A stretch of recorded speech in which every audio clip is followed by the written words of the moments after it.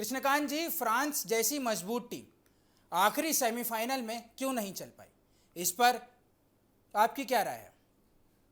हुसैन, रात का मैच बहुत ही रोमांचक होता अगर फ्रांस अपने दमखम पे खेलती। जिस तरह से दीदियर डेस्चैम्प्स की टीम थी और जिस 1998 में जब वो चैंपियन बनी थी फ्रांस की टीम, उसके बाद ही पहला मौका था कि फ्रांस एकदम पूरे टूर्नामेंट में छाई रही और कल भी मैच जीतने के कगार पर थी और पूरी उम्मीदें थी न केवल फैंस को बल्कि दुनिया में। और जिस तरह से डलास स्टेडियम में लोगों की भीड़ थी, लाखों की भीड़ थी, पूरा दुनिया एक तरह से उस स्टेडियम में आ चुका था।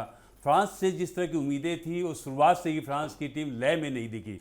किलियन एम्बापे से काफ़ी उम्मीदें थी, जिस तरह से उन्होंने टूर्नामेंट में 8 गोल किए हैं, लग रहा था कि आज भी वो बढ़त दिला देंगे, लेकिन कहीं से भी लय लेती हुई नहीं दिखी। दूसरी तरफ स्पेन की टीम को दाद देनी होगी कि शुरू से ही एक लय में खेलती हुई नजर आई और 22वें मिनट में उन्होंने एक मौका बनाया जब यमाल, जो कि दुनिया में बहुत ही चर्चित स्ट्राइकर के तौर पे जाने जाते हैं, यूरो जो हुआ है पिछला जिसमें फ्रांस की टीम को उन्होंने हराया तो उसमें उन्होंने गोल किया था, एक मूव बनाया राइट फ्लैंक से और ऐसा लग रहा था कि गोल दाग देंगे। और ऐसे वक्त पे फ्रांस की ओर से उनको उलझाया गया और प्लेंटी दिया गया। प्लेंटी को शानदार तरीके से वयार जावाल ने गोल में तब्दील किया और जैसे ही गोल होता है उसके बाद लय में जो थी पहले से स्पेन की टीम और लय में आती हुई दिखी और फ्रांस को कहीं भी उन्होंने टिकने नहीं दिया। किसी भी हमले को मिडफील्ड में ही ख़त्म कर रहे थे। जब भी कोई मूव बनता था या तो राइट फ्लैंक से बनता था या लेफ्ट फ्लैंक से बनता था, जैसे ही गेंद को सेंटर किया जाता उसको क्लियरेंस मिल जाता था।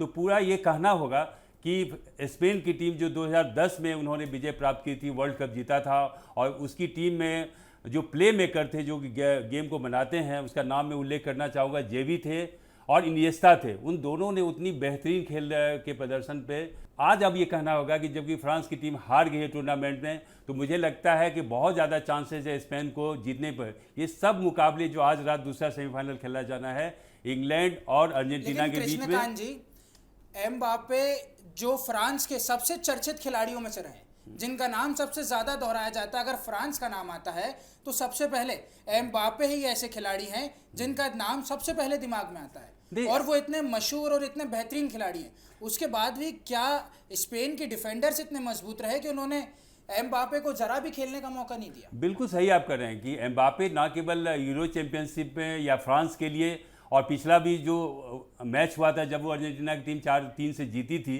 एक्स्ट्रा टाइम में मैच किया था, टाईब्रेकर पे चला था मैच, आपने देखा होगा कि किस तरीके से जब फ्रांस की टीम 2-0 से पीछे चल रही थी कम बैक किया था और 3 के 3 गोल एम्बापे ने पिछले विश्व कप में किए थे।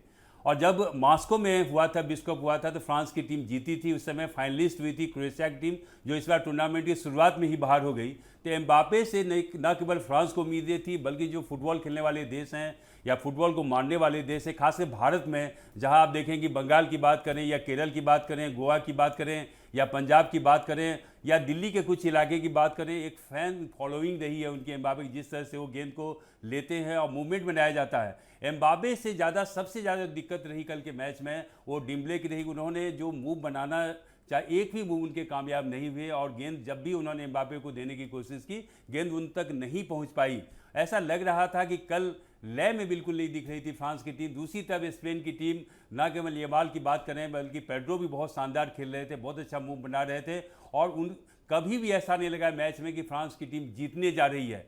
हाफ टाइम से पहले 1-0 से आगे रही स्पेन की टीम। हाफ टाइम के बाद 52वें मिनट में भी एक शानदार फील्ड गोल किया था, पेड्रो पोरो ने गोल किया था। उस गोल को भी दाद देनी पड़ेगी कि उन्होंने मैदानी गोल किए और कहीं भी फ्रांस को नहीं ऐसा लगा कि अब वो मैच में वापसी कर सकेंगे। फैंस भी नाराज़ हो गए थे। अब लबोलुआब ये है कि जब स्पेन की टीम फाइनल में पहुंच गई है, 20 जुलाई को मुकाबला होना है और आज जो दूसरा सेमीफाइनल होना है उसमें देखना होगा कि क्या अर्जेंटीनाई की जो टीम है, करिश्माई टीम है, लियोनेल मेसी हैं वहाँ पर, या हैरी केन है जो अब तक टूर्नामेंट में 6 गोल कर चुके हैं, क्या आज के मैच को अपनी तरफ ले जाएंगे?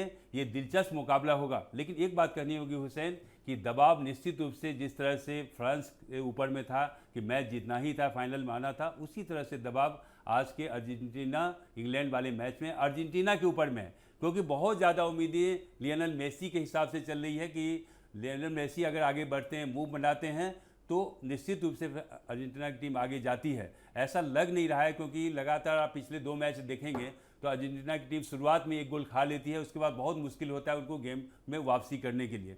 तो लबोलवाब ये है कि फ्रांस एक बेहतर टीम रही है। हार के बावजूद भी अगर आप कागज़ पे बात करेंगे तो मुझे लगता है कि फ्रांस ही एक बेहतर टीम है अभी भी।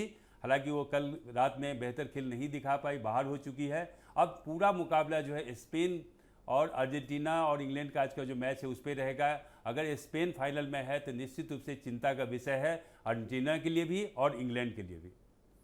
सर अब आज जो ये मैच होने जा रहा है, इसमें क्या उम्मीदें हैं कि आज कौन मुकाबला जीतेगा और कौन फाइनल की टिकट अपने हाथ में लेगा? देखिए, इंग्लैंड में जहाँ तक कहेंगे 4 प्लेयर उनके हैं मिडफील्ड में खेलते हैं। जो बेलिंगम है लगातार स्कोर कर रहे हैं, बहुत शानदार खेल का प्रदर्शन कर रहे हैं। पिछले मैच में भी उन्होंने शानदार खेल दिखाया, नॉर्वे जैसी टीम को बाहर किया।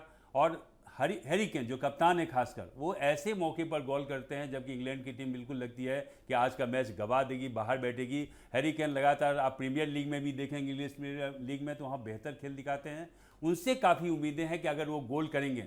दूसरी तरफ आप देखें कि साका भी बहुत बेहतरीन खेलते हैं, खासकर राइट फ्लैंक में आते हैं तो बहुत अच्छा मूव बनाते हैं, सेंटर करते हैं और मौके बनाते हैं। तो अगर इंग्लैंड की टीम अपने पोटेंशियल से अगर खेलती है, एक उनकी टीम में फोडेन भी हैं जो कि अच्छा मूव बनाते हैं, तो निश्चित रूप से भारी पड़ेगा। लेकिन लियोनेल मेसी की जो टीम है बिल्कुल लय में है।